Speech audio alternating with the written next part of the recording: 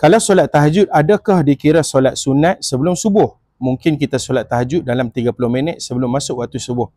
Soalan yang bagus. Soalan ni sebenarnya adalah di antara soalan yang paling banyak ditanya ataupun yang paling kerap ditanya. Kekeliruan di antara berkaitan dengan bilakah waktu kita kerjakan solat sunat sebelum subuh.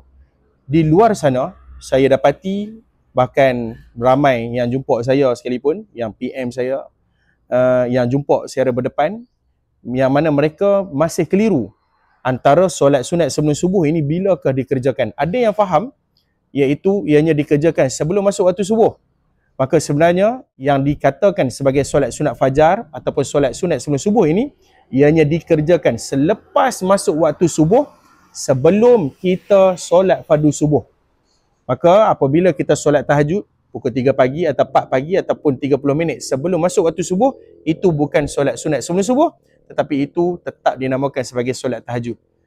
Adapun solat sebelum subuh ataupun solat sunat fajar dilakukan, dikerjakan selepas masuk waktu subuh.